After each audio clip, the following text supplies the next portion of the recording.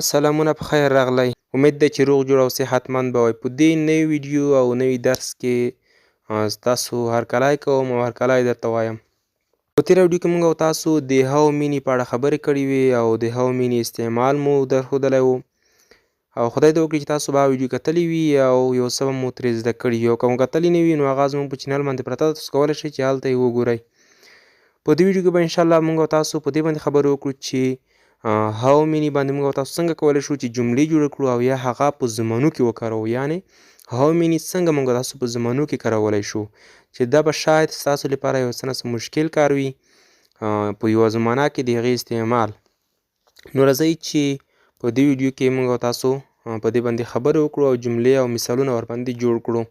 خو ستاسو څخه لومړی دا هیله کوم که چېرته مو زموږ چینل نه وي سبسکرایب کړی نو زموږ چینل در سره سبسکرایب کړئ او د بیل آیکن کېکاږئ تر څو کوم درسونه چې موږ اپلوډ کوو هغه تاسو ته در رسیږي. راځئ چې درس شروع کړو. لومړی راځئ چې په هاو میني باندې په سمپل پریزنټ ټینس کې مثالونه جوړ کړو. په سمپل پریزنټ ټینس کې لومړی مثال لکه How many times do you study? How many times do you study? ته څو وخته مطالعه کوې؟ یعنې په یوه ورځ کې څو وخته ته مطالعه کوې؟ How many times do you study? ته څو وخته مطالعه کوې؟ بله جمله How many times do they eat? How many times do they eat? How many times do they eat? دوی څو وخته خوراک کوي؟ خوږو دوستانو دغه ځای کې له هاو میني څخه وروسته ټایمز راغلی دی چې ټایمز چې دی هغه یو شمېرېدونکی اسم دی. په همدې خاطر دلته هاو میني راغلی دی چې دا خبره او دا یادونه ما په تېره ویډیو کې تاسو ته کړې ده چې هر وخت له هاو میني څخه وروسته یو شمېرېدونکی اسم راځي لکه دلته چې راغلی دی. How many pages do you write? How many pages do you write? ته څومره صفحې لیکې؟ یعنې د ورځې څو صفحې خط لیکې؟ How many pages do you write? دلته خوږو ملګرو چې که چېرته تاسو غواړئ چې په دې باندې نوره جملې هم جوړې کړی شئ نو فقط تاسو د هاو میني دغه سټرکچر ته فکر وکړئ. سټرکچر یې همدا قسم ته تاسو په دې مثال کې ښه درته معلومیږي چې له هاو میني څخه وروسته ناون راغلی دی او له ناون څخه وروسته بیا اګزیلري ورب راغلی دی.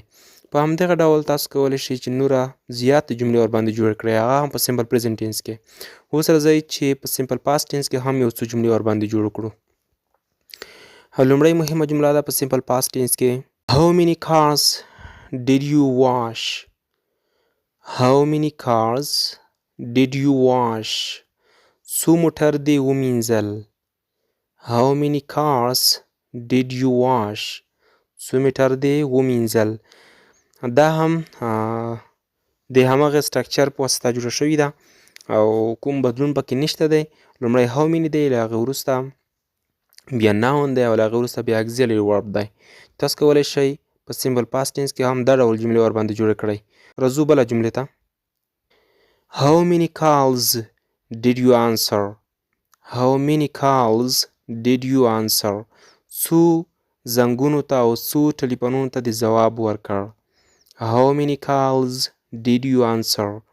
څو زنګونو ته او یا څو ټلیفونونو ته تا ځواب ورکړ؟ انشاءالله دومره سخت خبره به نه وي. تاسو فقط دغه جملې ورته ګورئ او نوره جملې ورباندې جوړوئ. اوس راځئ د سمپل فیوچر ټینس په طرف. په سمپل فیوچر ټینس کې لومړی جمله ده لکه How many cars will come here? How many cars will come here? څومره موټر به دلته راشي؟ How many cars will come here? څومره موټر به دلته راشي؟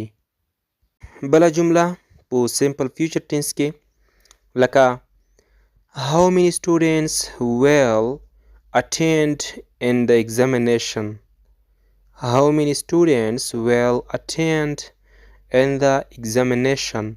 په امتحان کې به څومره شاګردان ګډون وکړي؟ How many students will attend in examination? نو تاسو دغه جملې ته هم په غور سره وګورئ. لومړی چې د هغه هاو میني دی له هغې وروسته بیا ناون راغلی خو پلورل ناون یعنې جمع نوم مفرد نوم نه راځي. د هاو میني لپاره موږ او تاسو مفرد نوم نشو استعمالولی او له هغې وروسته بیا اګزیلري ورب د فیوچر ټینس چې هغه ویل دی هغه راغلی دی او بیا جمله پوره شوې ده. How many questions will you answer? How many questions will you answer? څومره سوالونو ته به ځواب ووایې.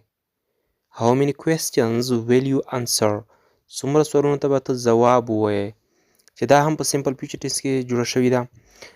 خوږو دوستانو زما په فکر دومره به سخته نه وي. تاسو به انشاءالله وکولی شئ چې د دغو دریو زمانو د جملو په مرسته هغه نورې کومې زمانې چې دي په هغې باندې تاسو خپله پراکټس وکړئ، تمرین ورباندې وکړئ تر څو په خپله له ځان څخه ورباندې جوړ کړئ. که بیا هم درته مشکله وه نه شم کولی چې په نورو زمانو کې ورباندې جملې جوړې کړئ په هاو میني باندې، نو ما ته په کمنټ کې ولیکئ انشاءالله چې بیا په هغې باندې زه درته یوه مستقله ویډیو جوړوم. خو زما په فکر دومره به سخته نه وي. تاسو به انشاءالله وکولی شئ چې په نورو زمانو کې تاسو استعمال کړئ.